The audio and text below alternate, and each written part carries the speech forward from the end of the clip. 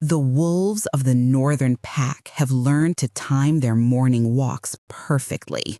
It's not because they enjoy the crisp dawn air or the way frost paints their ancestral grounds in silver.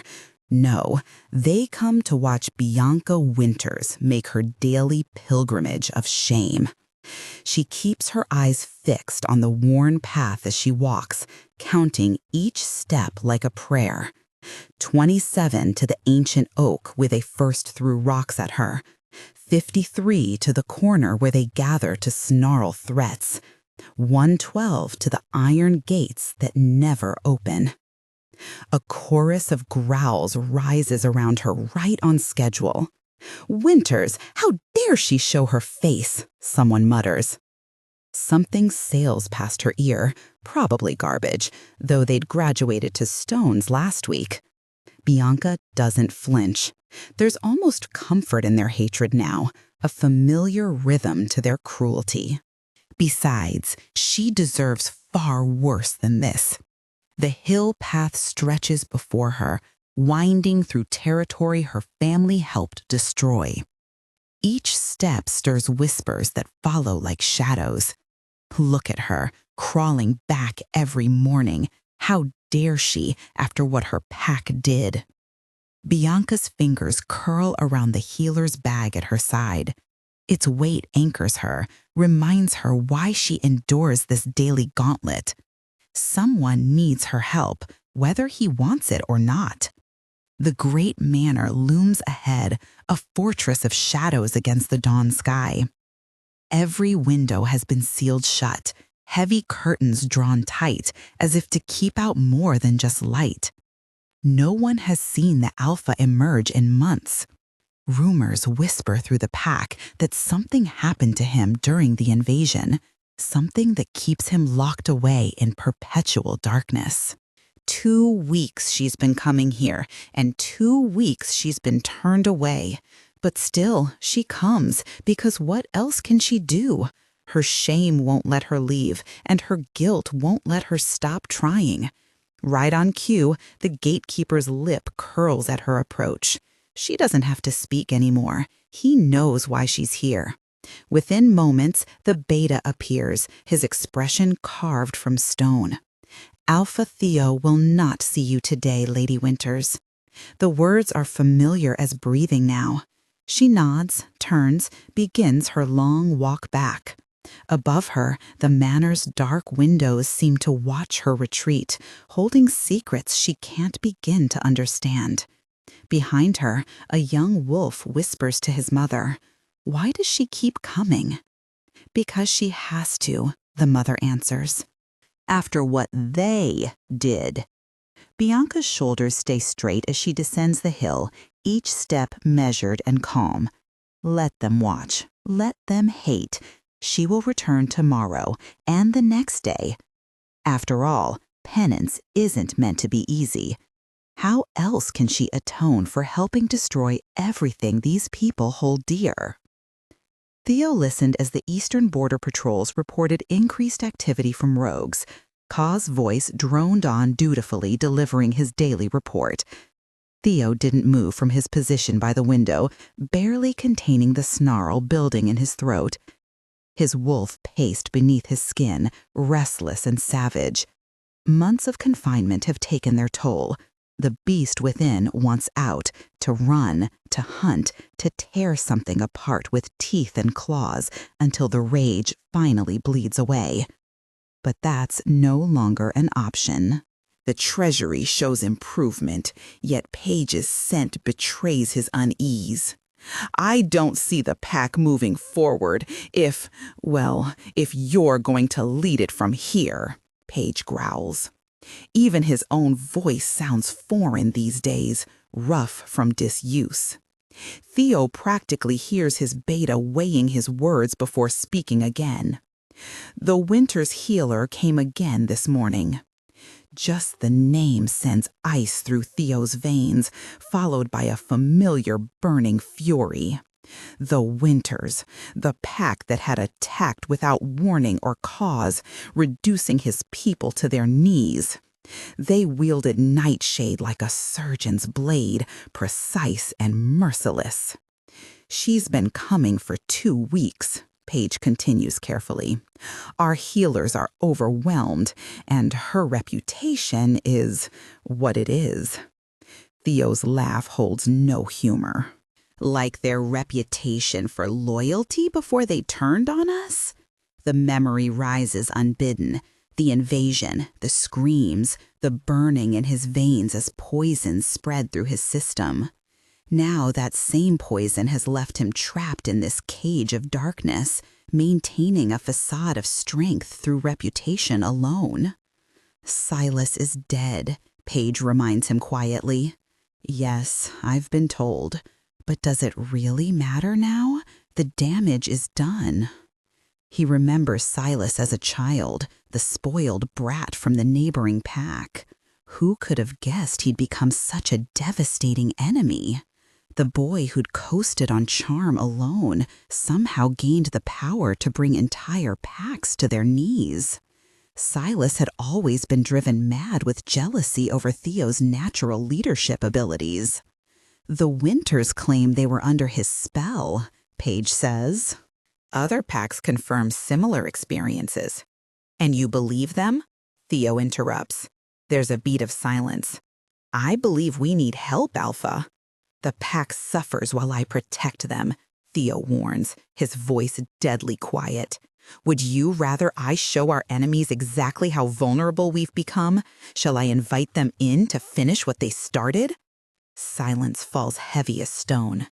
But if this healer could fix you, Paige tries one last time. Leave me, Theo snarls. A soft sigh, then footsteps retreating. The door closes with a final click, leaving Theo alone in his darkness once more. His wolf howls against its chains, demanding violence, freedom, revenge. But revenge requires strength he no longer possesses. All he has left is isolation, pride, and enough raw fury to keep him breathing. Let the Winters healer come and waste her time at his gates. He'd rather rot in darkness than trust their kind again. When Bianca had been 20, she'd fallen in love with sunshine, or at least that's how she remembered it. She remembers it now, golden curls catching the light, soft blue eyes that made her knees weak, a smile that seemed to glow from within. They would meet in hidden corners of her father's estate, where brief brushes of hands evolved into warm kisses that tasted of forever. His name had been Silas, and Bianca had loved him. Her entire pack had loved him. They'd had no choice in the matter. As it turned out, dark, twisted magic had turned them all into Silas's little puppets. He'd enchanted them into trusting him, admiring him, confiding in him, and waging wars on his behalf. Now the spell is broken, and Silas is dead. In freedom, Bianca sees through her rose-colored memories. She sees the truth of what he was and the devastation he left behind. She knows her pack has much to atone for. But at night, Bianca's dreams twist and merge like watercolors in rain. She sees the man she thought she loved, feels the love she thought she held, until she wakes up choking. When she does, for a moment, she doesn't know what's real. Had the emotions she felt really been a lie? Hadn't she enjoyed Silas's kisses? Her heart had raced, hadn't it? And her wolf had purred. Every morning, she stares at herself in the mirror, trying to separate truth from lies. Where did Silas's manipulation end and her own fault begin? She has no answers, only shame and an endless need to make things right. When her father expressed a need for the pack to take action in the north, Bianca jumped at the chance. Our Alpha won't even answer my calls, Jensen had said 2 weeks ago. It's getting to a point where I don't know if he's alive or planning our deaths. What do you expect, Kate? Bianca's sister had snapped. After what Silas made us do to them. Our spies say Theo Blackthorne hasn't been seen in months, Jensen continued. Rumors claim he's still injured from our attack. So perhaps if we were to offer a healer. I'll go. The words had left Bianca's mouth before she could stop them. I'm a healer. I can help. Absolutely not. Kate's eyes flashed gold. But Bianca had seen the hope in her father's eyes, and Ryder, Kate's mate, had seen through her fear of abandonment. Darling, Ryder said quietly, earning a betrayed look from Kate, sometimes healing means leaving old shadows behind. Now, 2 weeks later, Bianca stares up at those shadows made manifest. Alpha Theo's mansion looming against steel gray skies, its sealed windows like blind eyes. Is the Alpha there, behind those walls? Some whisper he's planning revenge.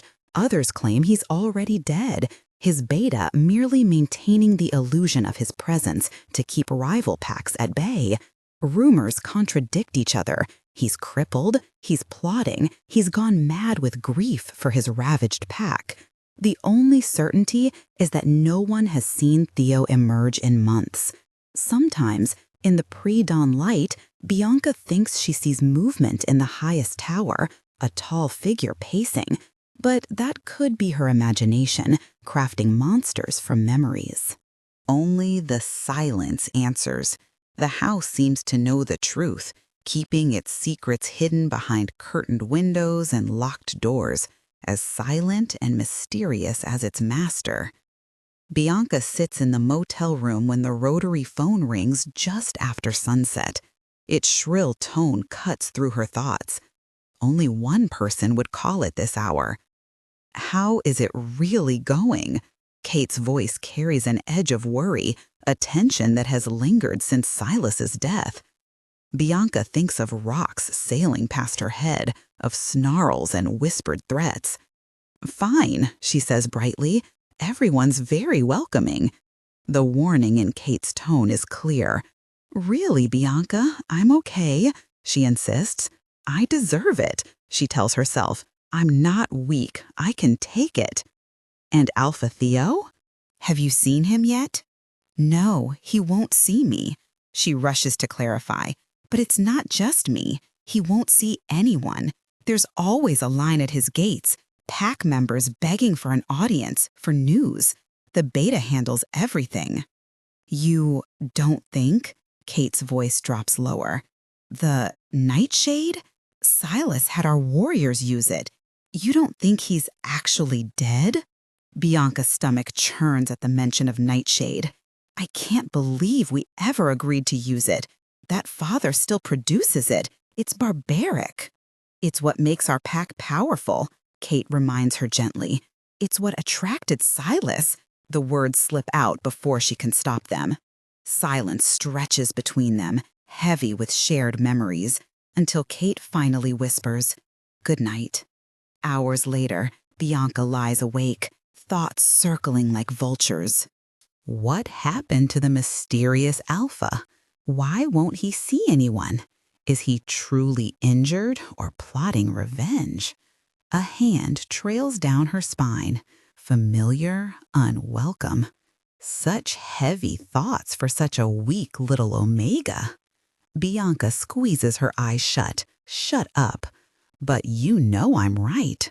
Silas's voice carries that honeyed mockery she'd once mistaken for affection. You're not like Kate. You're the weakest of them all. Shut up. Oh, but you loved me, didn't you? Bianca hears his laugh wrap around her like poison. You really, truly loved me. Bianca bolts upright, heart thundering. The room is empty, of course. Silas is dead, but his ghost lingers in her mind, in her memories, in every shadow that makes her doubt herself. She can't sleep, not with his voice echoing in her head, not with so many questions unanswered. Tears burn in Bianca's eyes, and suddenly she's furious with herself. What right does she have to cry? Kate had suffered for years knowing the truth about Silas while everyone dismissed her as paranoid. Meanwhile, Bianca had lived in blissful ignorance, wrapped in the comfort of his spell. Her sister endured real pain, real isolation. If Kate were here, she wouldn't be hiding in a motel room feeling sorry for herself. She'd have already found a way to help this pack. Before she can second-guess herself, Bianca throws on clothes and slips out into the night. The manor looms against star-scattered skies, more fortress than home. No crowds gather at this hour, no sneering faces to dodge, just shadows and silence. She circles through the woods behind the estate, heart thundering as she studies the guard patterns. The window she's noticed always stays open, as if the house itself is gasping for air.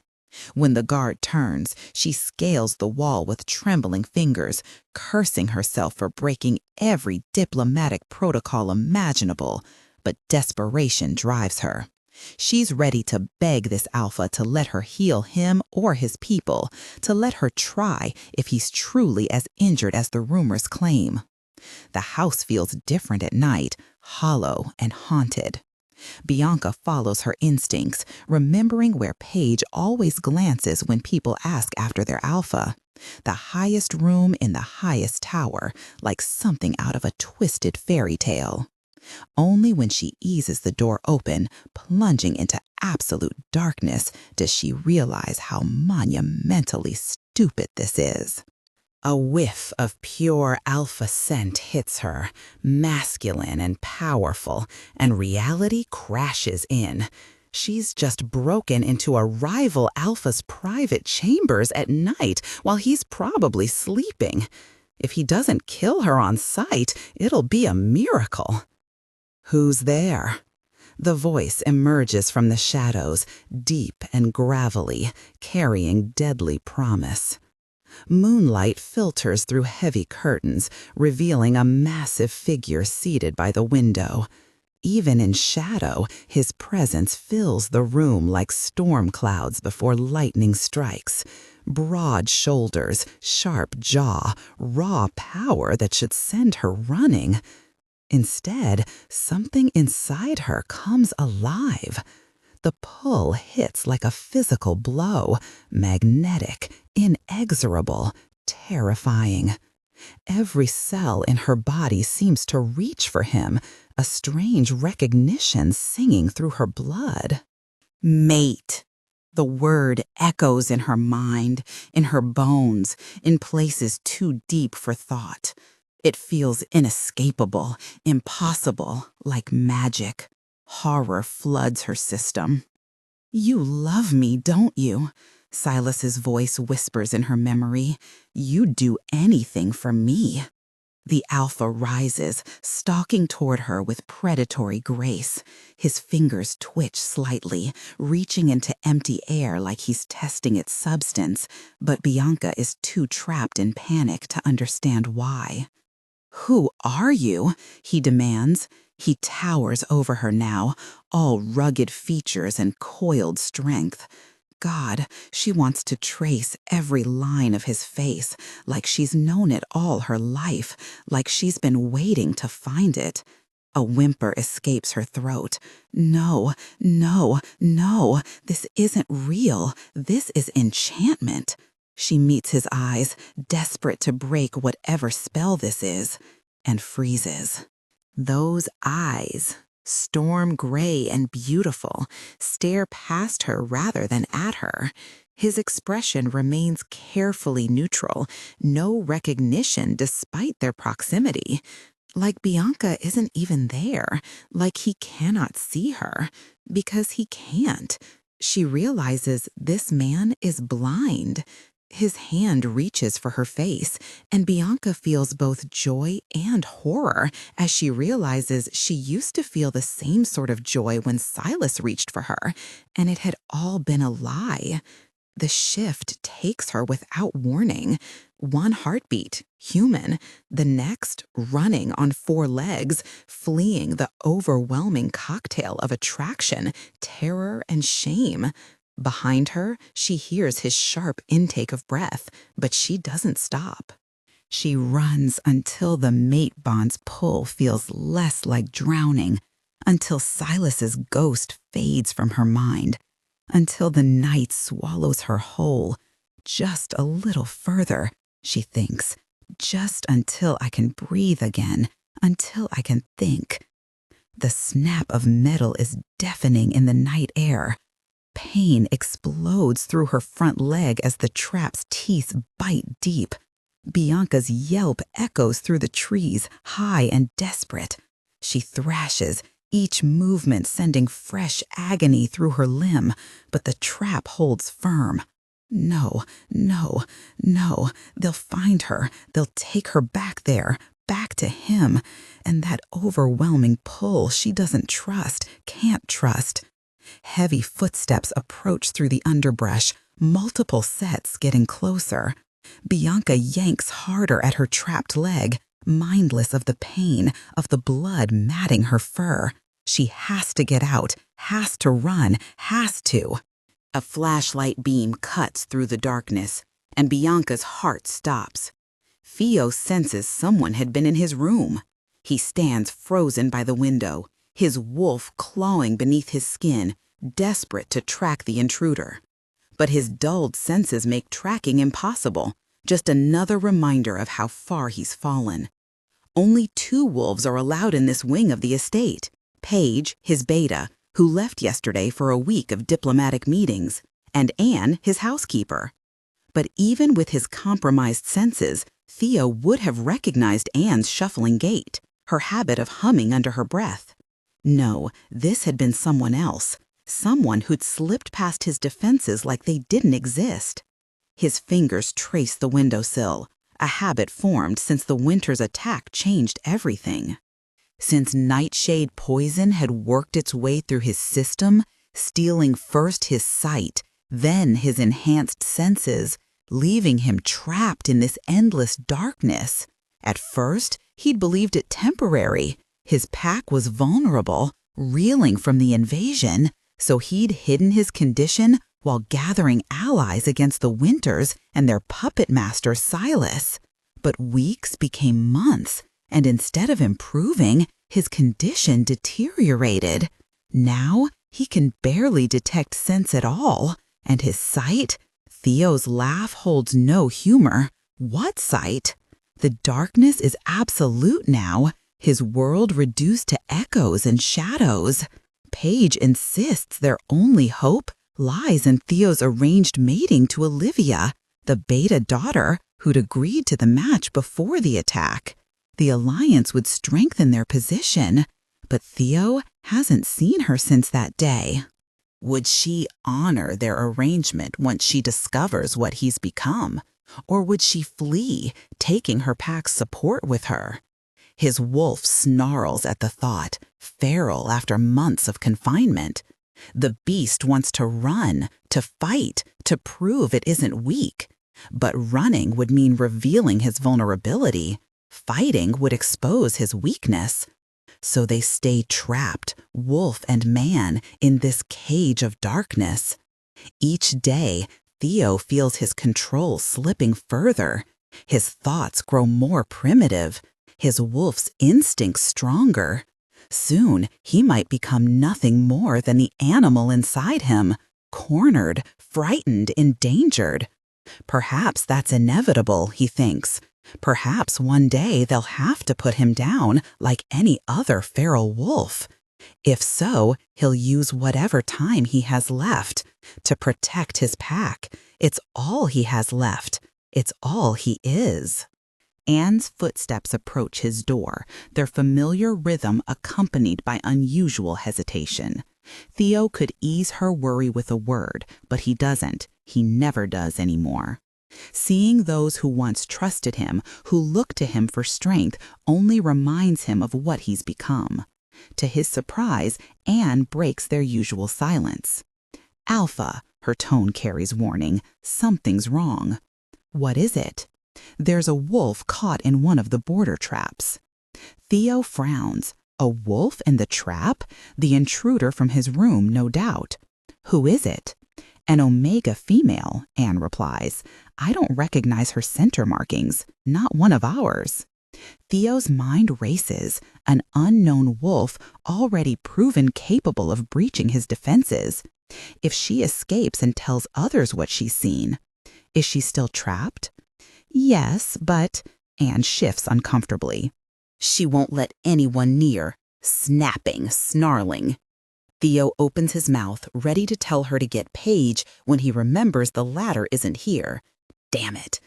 Should I fetch someone else from the pack? Anne asks. Theo paces, wolf bristling. Anyone else would question why their alpha doesn't handle this himself. Anyone else might free the intruder, might notice something wrong. I'll deal with it. Alpha surprise colors Anne's voice before she catches herself.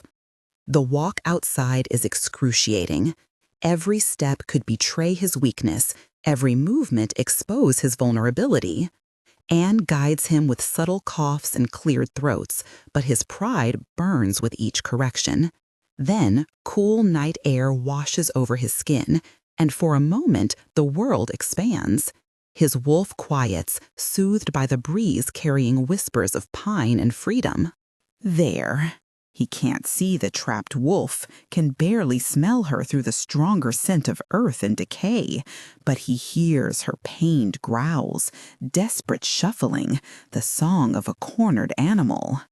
Theo moves forward, letting his alpha presence flood the space between them like thunder before a storm.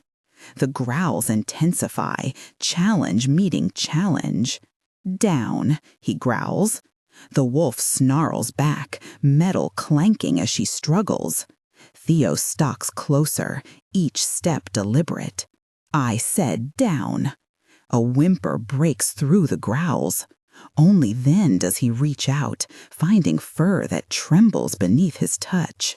His hand finds her neck, applying firm, steady pressure. That's it, he murmurs, gentling his tone now that she's acknowledged his authority. You're not going anywhere. The last of her defiance melts away. He tightens his grip, ready for one final show of dominance, but instead, a warm tongue laps at his fingers. Stay still, he instructs as he hears Anne opening the trap. But instead of fighting, she only continues her gentle licking, even as metal springs release. His wolf pants, pleasure coursing through him at this small victory. Can she walk? He asks. The wounds are deep, Anne replies. She'll need help. Without thinking, Theo scoops the wolf into his arms. She weighs nothing, settling against his chest with complete trust, her breath warm against his collarbone. His wolf rumbles with satisfaction. Satisfaction washes over him for the first time in months as he feels useful, a small proof that he can still command respect instead of hiding. Let's get her inside, he says, already turning back toward the house, following Anne's footsteps and the wolf's steady heartbeat against his chest. He knows he should question this, should worry about the stranger in his arms, but for now, he simply enjoys the warmth of another living being who doesn't seem to notice or care about his brokenness. Being carried in an alpha's arms should terrify Bianca. She knows this, knows she's breached his territory, invaded his private chambers, and will likely face severe consequences once he discovers who or what she really is. Her racing heart screams at her to struggle, to flee, to do something other than lie here helplessly in the arms of a potentially hostile alpha. Yet her body betrays her, melting into his touch.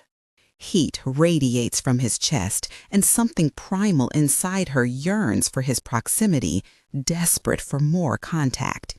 Even her injured leg seems to hurt less, soothed by his steady grip. Stop that, she scolds herself silently. They moved through empty halls. Theo follows Anne's lead despite his blindness, navigating turns and doorways with fluid grace, as if he's memorized every inch of his domain. Not once does he stumble or hesitate. Not once does his grip on her falter. They enter what appears to be a staff living area, all worn furniture and practical surfaces. A heavy wooden table dominates the center of the room, and Theo gently lowers her onto its scarred surface. His hands linger for a moment, checking her position, ensuring her injured leg isn't pressed against the wood. "Who are you?" he demands, his voice deceptively soft. "What are you doing on my territory?" Bianca's ears flatten against her skull. She should change back, should explain about wanting to heal him, about recognizing the symptoms of nightshade poisoning he's experiencing, similar to Kate's when she'd been poisoned as well. She should tell him that she might be able to help, that she's seen these symptoms before, the blindness, the dulled senses, all of it. But every time she reaches for her human form, Silas's voice whispers in her mind. "Yes, Bianca, go on, change back. Tell him about the bond. You're clearly the only one feeling it here. Enjoy falling head over heels for a man who doesn't love you." Panic claws up her throat. The alpha is watching her, obviously expectant, despite not being able to see her. And Bianca wants to obey, wants to shift back. But then what? What will he say when she changes back? Or worse, what will she do? Fear twists her heart. "I do hope you don't intend on pretending you're just a regular wolf," the alpha comments, sounding unimpressed. She's not trying to deceive him. She wants to change back. She does, but she can't. She tries to focus, tries to think more like a human, to draw back the wolf. The wolf will not budge. "Change back, right now," Theo commands. Bianca whines, shuffling on the table until her leg screams in protest. She tries again. Bianca reaches desperately for her human form, but Silas's voice grows louder. "Unless, perhaps, you still love me, Bianca? Is that it? Are you ashamed that you still love me?" A pathetic whimper escapes her throat. How embarrassing to be stuck like this. She'd never had problems with her wolf before. It's humiliating, she thinks, even more so than she imagined. Alpha Anne's voice cuts through the tension. The poor thing is terrified. Theo snaps, then catches himself. His hand finds Bianca's head again, and despite everything, she leans into his touch. His fingers run through her fur, steady and certain, and something inside her unclenches at the contact. She's trembling. Perhaps she's too afraid to shift back, Sir Anne suggests, her tone carrying careful weight.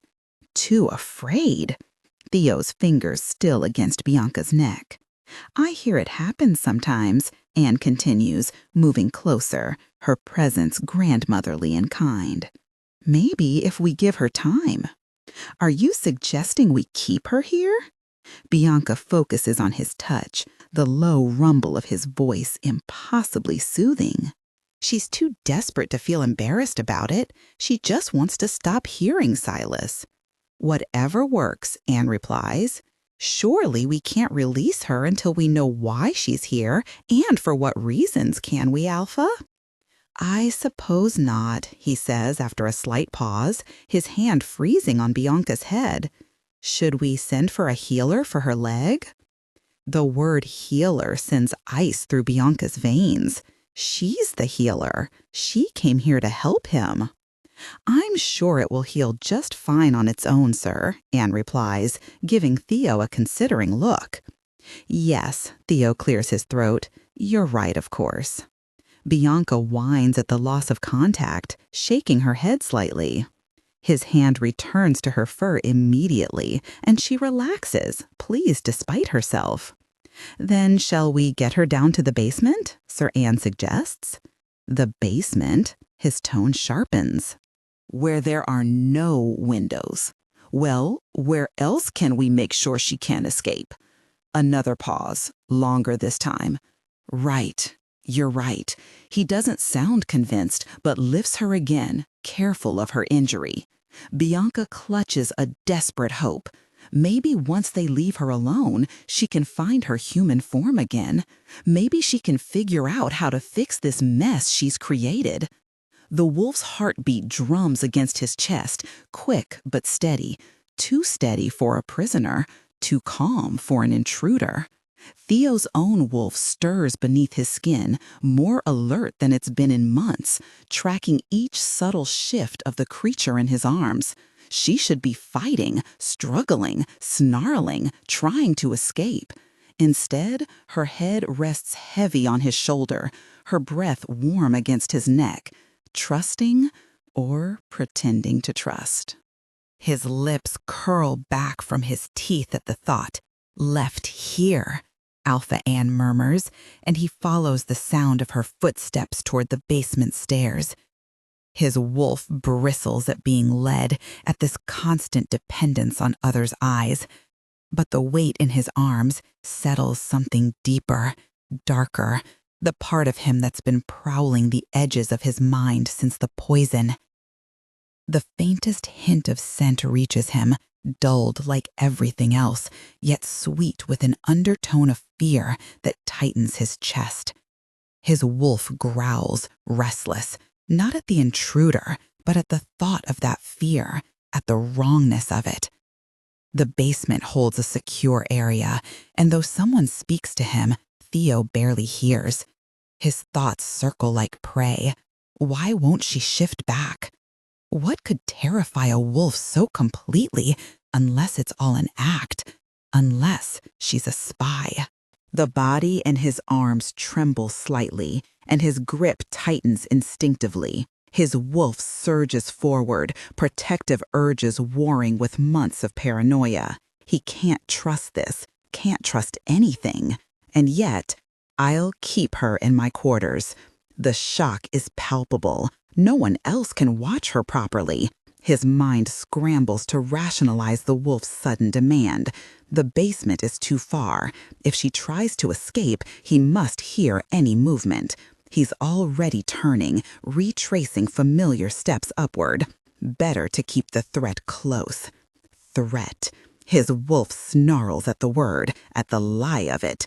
This creature who smells of sweetness and fear, who trembles in his arms but makes no move to flee. She is many things, but a threat isn't one of them. As you wish, Alpha, comes the quiet reply. Theo stalks away before she can question him further, before he can question himself. His wolf paces beneath his skin, agitated and eager in equal measure.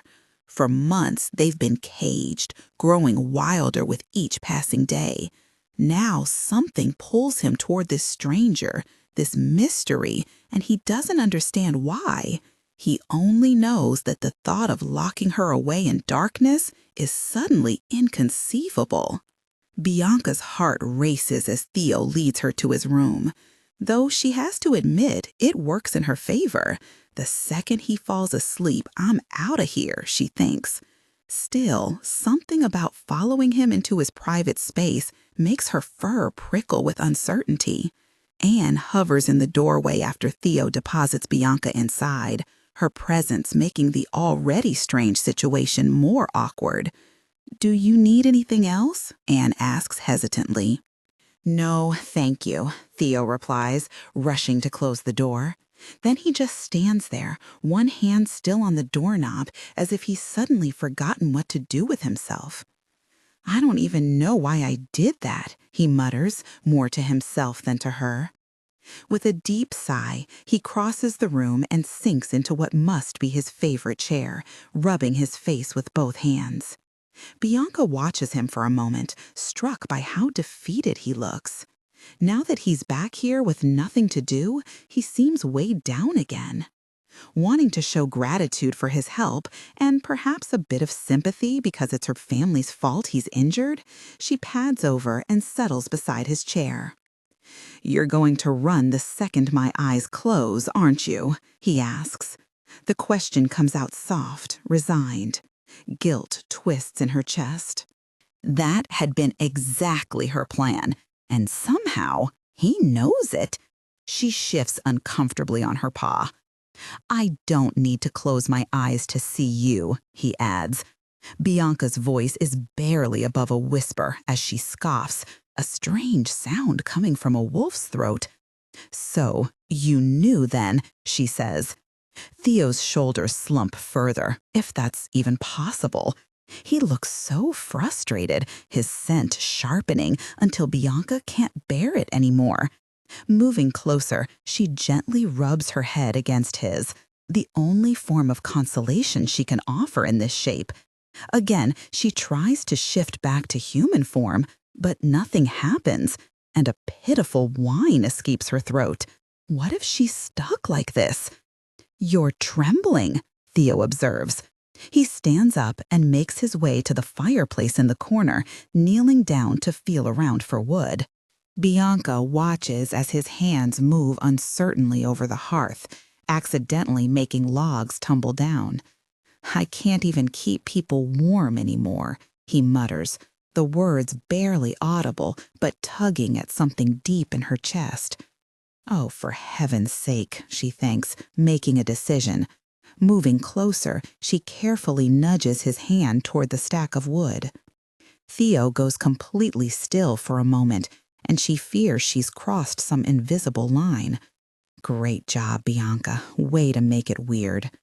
But then he relaxes, allowing her to guide him. Together, they arrange the logs, and she helps him locate the lighter on the mantel. They work in comfortable silence, the simple task creating an unexpected connection between them. After the fire is lit, Theo settles on the floor beside her. He doesn't speak again, but somehow the silence feels right.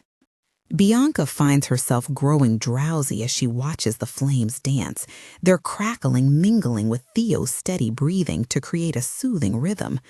My leg barely hurts anymore, she realizes distantly as she drifts off. When she wakes, the fire has burned down to embers, and early morning light seeps through the windows. For a moment, she's disoriented. Where am I? Then she spots Theo asleep in his chair and remembers everything. As she shifts position, she realizes with a start that she's human again and completely naked. Oh, thank God, she whispers, a small sound of relief escaping before she can stop it. Theo stirs in his chair, and terror freezes her in place. She watches him like a deer caught in headlights, her heart thundering so loudly she's sure it will wake him. Don't move. Don't breathe. Don't even think too loud, she tells herself frantically. After what feels like an eternity, she gathers the courage to move, but at the tiniest shift, he groans. By the time his eyes flutter open, Bianca is back in her wolf form, her pulse still racing beneath her fur. It isn't until a growl slips out that she realizes she's changed back. You're still here? Theo says quietly. She is, and for some reason, Bianca knows she won't be able to change back anytime soon. The sound of running water from Theo's shower fills the room as Bianca tries again to shift. Come on, she urges herself, her muscles straining with the effort. But every time she gets close, Silas's voice echoes in her mind. Are you really going to let magic bind you again? The words send ice through her veins, and she loses her grip on the transformation once more. I never loved you, the voice says. It's Silas's voice whispering these cruel truths. Bianca feels it too, the pull toward Theo, this instinctive trust, and yet she knows it's another trap, just like Silas's love had been. The mating bond feels like chains tightening around her heart, and panic rises as she thinks of being caught again. When Theo emerges from the bathroom, his hair still damp, he tilts his head. Are you hungry? He asks. Bianca realizes she is and barks sharply in response. A snort escapes him. All right, Anne should be here soon. Does he spend all his time waiting for others to bring him things? Bianca wonders with growing concern. She watches him standing there so still and remembers Anne carefully guiding him yesterday. How softly, sadly she explained that he was blind, his wolf senses dulled. Of course, he needs help navigating his own home. Her heart aches at the thought of how difficult this must be for him, how frustrating to depend on others for such basic things. A gentle whine escapes her before she can stop it. "I know," Theo says, misinterpreting her sound. "I'm hungry too. Sorry." Making a decision, Bianca moves to his side and gently nudges his hand onto her back. "Come on," she thinks, urging him toward the door. She can smell how his wolf strains against its cage. Being cooped up in here isn't helping either of them. Even if she can't heal him in this form, she can at least get him moving. "You want us to go outside?" Theo asks, his voice strained. In response, Bianca guides him carefully to the door, nudging him forward. As they reach it, he hesitates, frustration evident. She sits and waits patiently. "Fine," Theo growls reluctantly. They leave the room, Bianca secretly pleased to move down the long hallway as she keeps close to his side, letting him use her as an anchor with each step. "Are you my guard dog now, little one?" Theo asks, amusement coloring his voice. Bianca barks twice, offended. "I am not a dog," she thinks. "I guess that means no." The smirk in his voice is unmistakable. When they reach the kitchen, Anne's eyes widen at the sight of them moving freely together. She smells less afraid, Bianca observes, though still not entirely human. Theo's brow furrows. "Are you stuck?" he asks Bianca directly. She barks once for yes. "Do you know why?" 2 barks. That's a no. The day passes with Bianca continuously nudging Theo to move around the house. She can't heal him in her wolf form, but she knows his wolf needs this, needs to be freed from its cage. Theo wouldn't let himself be guided if it didn't matter, though every time she tries to guide him toward the front door, he resists. "I can't risk people seeing me like this," he finally whispers when they're back in his room. "And I can't risk you escaping and telling them." That night, Bianca wakes in human form again. This is it, she thinks. I could leave right now. The thought pounds in her head as she takes a step toward the door. People are going to start worrying. Kate might riot if she doesn't hear from Bianca. It's time to go. She can't stay here any longer. Her leg is healed. Her hand reaches for. The handle trembles in her hand. Just turn it and run. But then she looks at Theo, really looks at him, and sees the suffering etched into his face. Even in sleep, his mind is feral, his wolf caged and raging. He needs help, and to give it is why she came here in the first place. This has nothing to do with their bond or whatever pull she feels for him, which he doesn't seem to feel back. This is about penance, about making things right with him and his pack. Kneeling beside his chair, she reaches out with shaking fingers and presses them gently to his temples. She lets her power flow through her touch, a soft golden warmth that seeks out the ragged edges where his humanity and wolf nature war with each other, trying to smooth them. She came here to heal, and she will. Days blend into one another, marked by a strange rhythm that becomes increasingly familiar. During daylight hours, she remains in wolf form, unable to shift no matter how she tries when Theo is present. Only in the deepest hours of night, when he sleeps, does her human form return to her, a mystery that leaves her puzzled but grateful for these moments when she can heal him. One morning, Theo asks, determined to guess her real name. "Bianca," he starts, earning a soft snort from her. "Margaret?" A gentle huff of rejection. "Patrice?" This earns him an outraged growl that makes him laugh, his face lighting up with genuine mirth. All right, how about Brunilda?" His suggestions grow more outlandish by the day, but she can hear the warmth in his voice, the way he's turning their forced silence into something playful. She bumps against his leg in protest, and his laugh grows warmer. These moments of playfulness are becoming more frequent, precious gems in their quiet days together. She guides him through the house with increasing confidence, and he follows her lead with growing trust. During their days, Theo shares stories about the pack, choosing mostly happy memories at first. Summer festivals where the whole community gathered under the full moon, the time his sister tried to teach him to dance and they both ended up in the pond. She listens, memorizing every detail, every smile that crosses his face as he remembers better times. But one night, as they sit by the crackling fire, his voice grows heavy. "I should have seen it earlier," he says quietly, "the kind of person Silas was becoming." But one night, as they sit by the crackling fire, his voice grows heavy. "Even as children, he charmed people just to watch them fall apart later, found it amusing.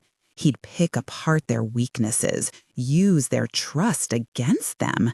And I was blind to it even then."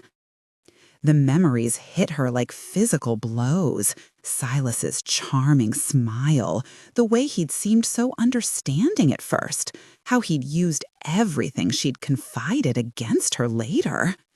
Her distress must show somehow, because Theo's hand finds her fur, stroking gently. After that night, she starts resting her head in his lap during their evening conversations, finding comfort in the simple contact. Time passes in gentle waves. She coaxes Theo to explore more of the house, more of himself, guiding him toward healing while grappling with her own scars. Together, they begin to rebuild what was broken, step by fragile step. House watching, his confidence grows incrementally. His scent begins to change too, becoming stronger, more wolf-like, telling her the healing is working. Finally, he agrees to venture outside, but only if she's certain no one will see them in his wolf form. They explore the estate together. His movements become more sure as his senses slowly return, and he begins to follow her more by instinct than by touch. These moments feel like freedom, like hope. That evening, as they rest by the fire, Theo buries his nose in her fur, inhaling deeply. His scent wraps around her, warm, rich, and right in a way that makes her want to melt into the touch. She can't remember the last time she felt this peaceful, this safe. Then he starts speaking, voice low and pained, about the betrayal, the poisoning, the hatred that still burns in him for her family. "They even sent their daughter here to heal me," he says, a bitter laugh catching in his throat, as if that could make up for what they did. Later that night, in human form, Bianca's hands shake as she channels her healing power into him. Would he see this as another betrayal? Her deception, her silent presence in his home, her gentle touches, all while keeping her true identity hidden? He would hate her, she thinks, heart aching. He would never forgive this. She should leave. She knows she should. But as she looks down at his sleeping face, runs a gentle hand along his cheek, she realizes with startling clarity that she can't, not anymore. The truth of it settles in her chest like a physical weight. Somewhere between the quiet conversations and shared silences, between guiding touches and gentle healing, she's lost her heart to him. Theo opens his eyes to vague shapes and colors, and his breath catches in his throat. This can't be real. He'd been hesitant to hope, even as his other senses gradually returned. His scent had grown stronger by the day, especially in wolf form, and that alone felt like more blessing than he deserved.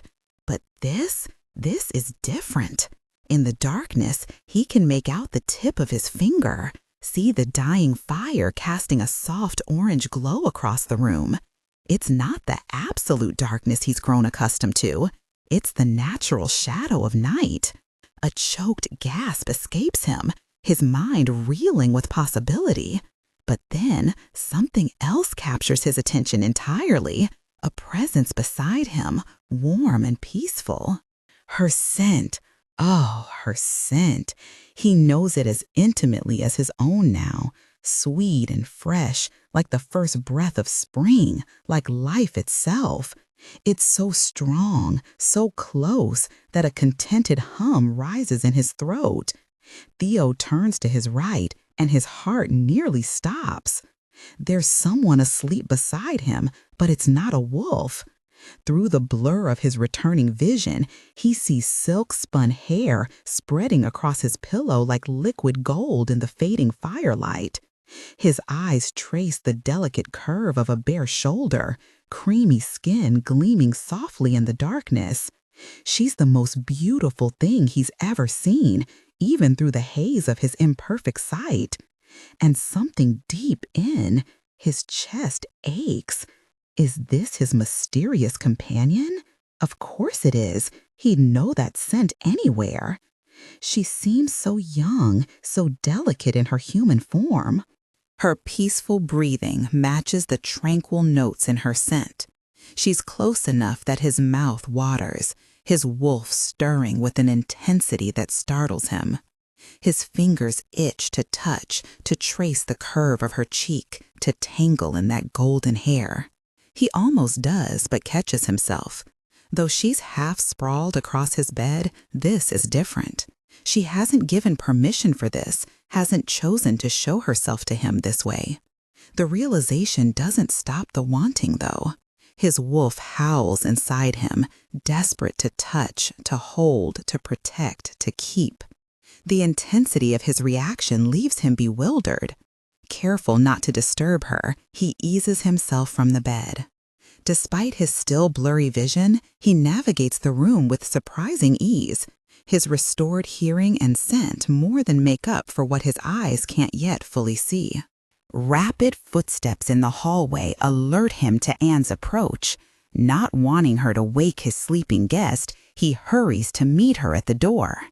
Anne starts at finding him up, but he quickly shushes her with a finger to his lips. She leans in close, whispering that there's someone at the gate for him. "It can wait until morning," he murmurs, but Anne's grip on his arm tightens. "I'm afraid it can't," she whispers back, fear threading through her voice. "You need to come now." The tension in her tone sets him on edge. With one last glance toward his bed, toward her, he follows Anne downstairs and across the estate to the gates. Through the misty shadows, a cloaked figure emerges.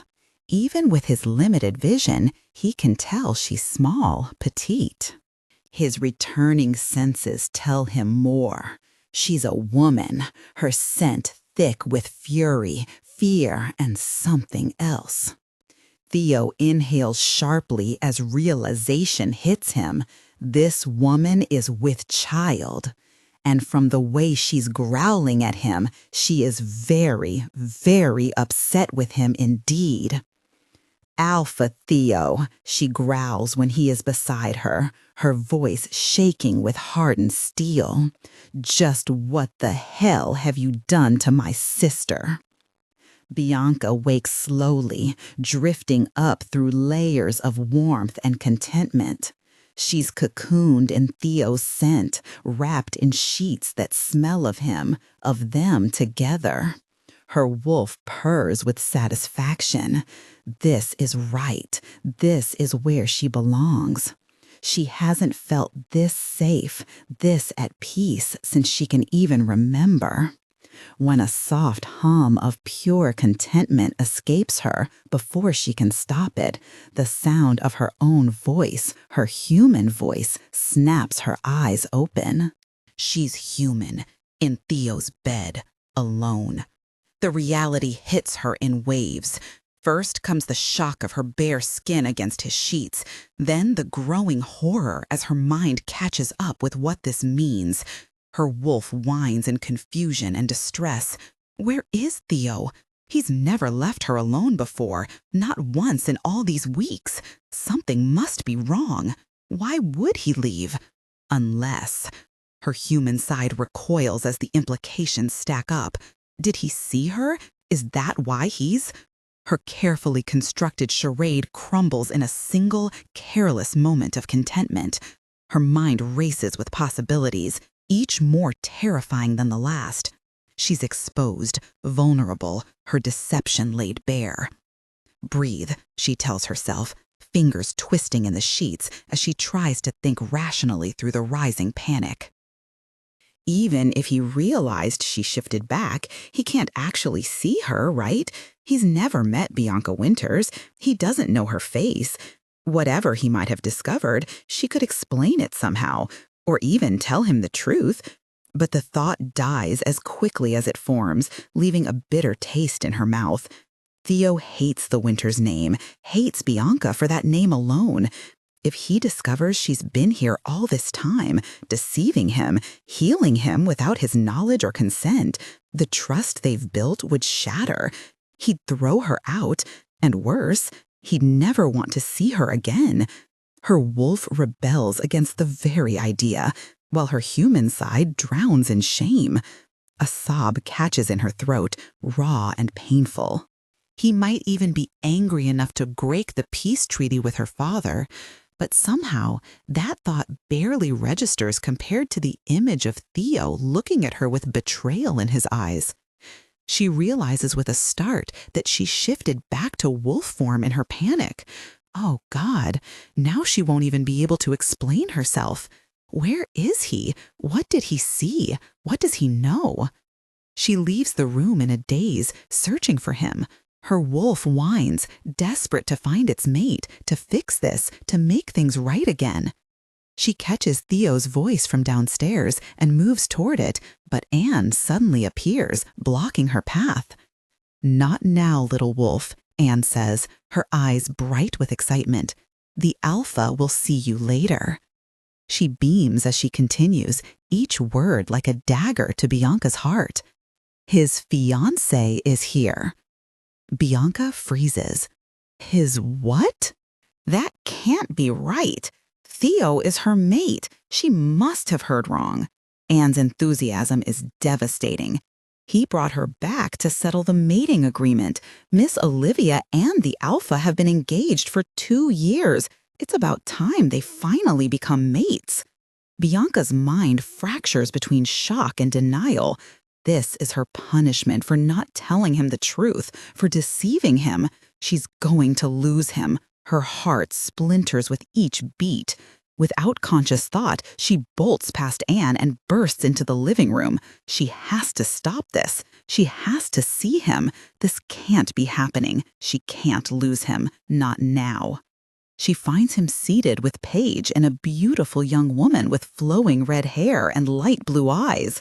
The sight ignites something primal in Bianca's chest, and a snarl rips from her throat. They all turn to stare at her, conversation halting mid-sentence. "Who is this?" the woman asks, startled. "How dare she?" Bianca's fury ignites. She's Theo's mate. She belongs here. This woman doesn't. Rage and protective instincts consume her as she launches herself forward with a growl, only to be caught mid-leap by strong arms that pull her back against a broad, firm chest. "Is that?" Paige starts, eyes wide. Theo replies with recognition, his voice low and pleased. He pulls Bianca closer, his scent and warmth instantly calming the storm inside her. "That's it, darling," he murmurs as she stills against him. "Be good for me." Before either Paige or their guest can speak, he commands, "Leave us." But Alpha Paige begins to protest. "I said leave us." Theo's voice brooks no argument. This should be a private moment. After they leave, Theo gently deposits Bianca on the floor, kneeling beside her. She whines softly, torn between conflicting impulses, wanting to reach for him, to demand how he could even think of marrying another when he's hers, but also desperate to explain herself, even as fear holds her back. Theo reaches out slowly, his hand steady. "There," he soothes. "They're gone now, darling. It's just me, just him." Bianca relaxes slightly at that truth. He's looking at her with his usual fondness, but there's something else now, a sort of wondering awe that makes her breath catch. He looks pleased to see her. Unable to resist, she slowly lets her head settle against his palm. "I'm sorry for leaving you alone," Theo murmurs, his fingers working through her fur in that way that makes her muscles turn to liquid. It's not fair, really. She should be more upset, but it's impossible when he strokes her like this, his touch so tender it makes her ache. "But I won't ever leave you alone again, Bianca," he says softly. She purrs happily before his words register, then freezes in horror. "You are Bianca Winters, aren't you?" he asks knowingly. She panics, trying to shrink away from him, but his hand remains gentle on her fur. "Were you afraid of how I'd react?" His voice stays calm, steady. He doesn't sound angry. She tells herself he doesn't, but she still can't bring herself to look at him. "Please look at me," he asks, his voice so achingly soft it steals her breath. When she finally raises her eyes to his face, her heart stops. He's looking at her like she's a miracle, like she's precious beyond words, like he can't quite believe she's real. And then it hits her. He can see her. "You healed me," he murmurs, voice thick with emotion. "I wondered what was keeping you here, why you didn't try to escape from the confines of this dark, empty home. You were bound to me. Could have many times, yet you stayed. I thought perhaps you were hiding, afraid, but you were healing me. You stayed for me, didn't you?" The reverence in his voice makes her heart thunder. He's speaking as though she's done something extraordinary, as though she's granted him some precious gift. Of course she stayed. It was the right thing to do, the only thing to do. Her pack had betrayed his, had hurt him. But as Theo pulls her close, pressing his lips to the crown of her head, showering her with thanks and praise, she realizes that healing him wasn't truly why she stayed. It was more selfish than that. She stayed because she couldn't bear to leave him, because she wanted to be by his side. He pulls back to look at her, cradling her face between his large palms, and smiles.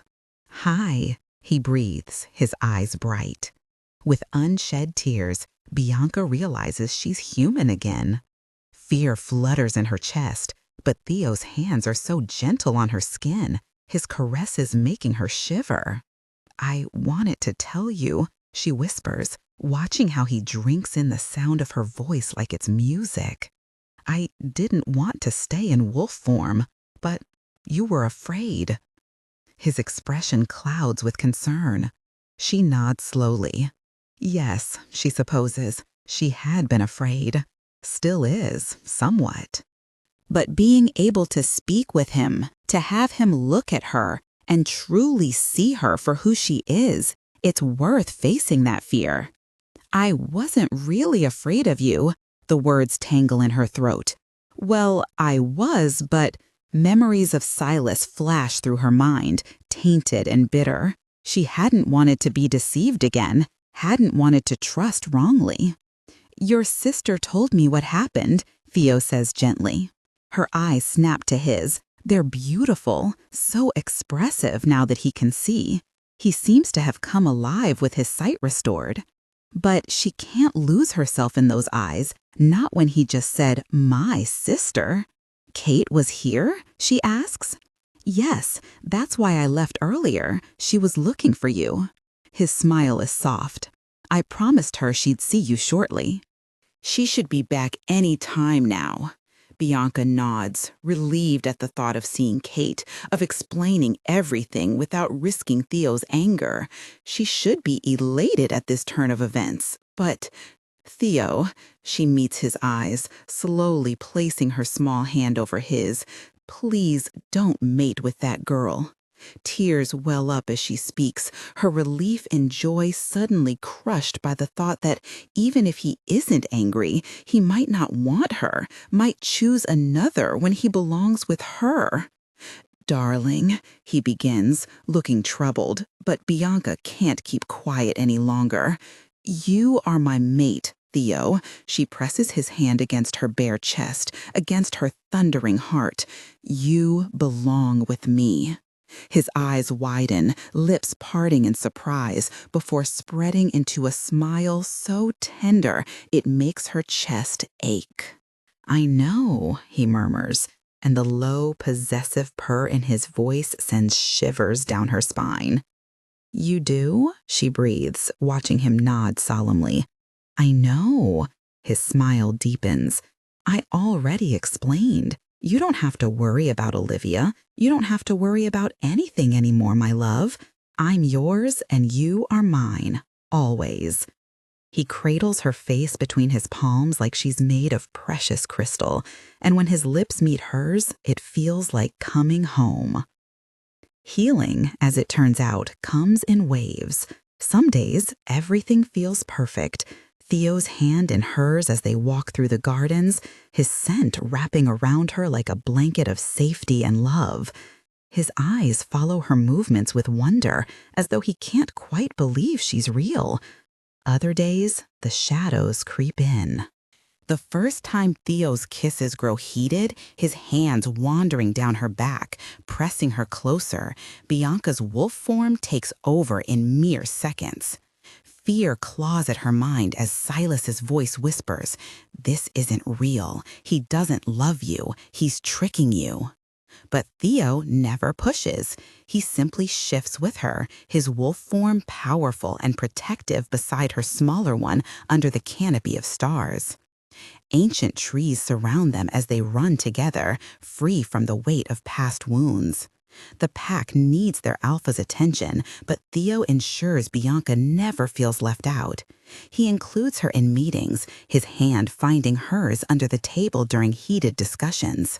Across the room, he catches her eye, offering a private smile meant only for her.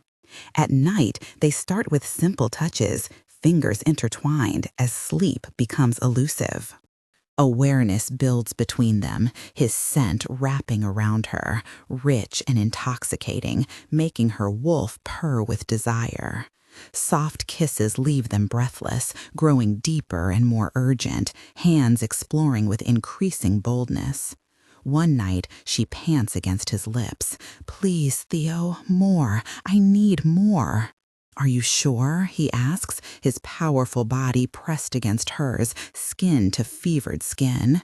She feels him trembling with restraint, his control hanging by a thread as his hands glide over her curves, making her arch into his touch. When they finally surrender, the pleasure brings tears to her eyes, a completion she never knew she was missing. That first time becomes many, their passion seems endless. Almost lost in their world of heated touches and breathless moans, they nearly miss Kate going into labor. But nothing could keep Bianca from her sister's side as new life enters their world. She holds Kate's hand through the pain, watches Ryder's face transform with joy as he cradles his daughter. Looking at the tiny bundle, Bianca turns to find Theo's eyes on her, warm with promise. "I want one," she whispers that night. His smile lights up the darkest corners of their past. He marks her the night she tells him she's pregnant, their child growing safe within her as his teeth find her neck. She marks him in return, though in truth, he's been hers since that first night she found him in the darkness. "I love you," she tells him, watching the sunset paint their world in gold. Their child kicks beneath her heart, and Theo's hand covers hers. "I know," he says, his smile holding all the certainty she once thought lost forever. Day by day, they heal each other. He who suffered at Silas's hand, she who almost lost herself to Silas's lies. Together, they build something new from the ashes, something stronger, something true. In the end, that's what healing is. Not the absence of scars, but the presence of hope. Not the forgetting of pain, but the courage to love anyway. Thank you for joining me on this journey. If you enjoyed this story, consider leaving a like or comment in support. And if you haven't yet, I highly recommend exploring Please Reject Me, Alpha, Bianca's sister Kate's story, which I'm quite proud of. You can find it linked below.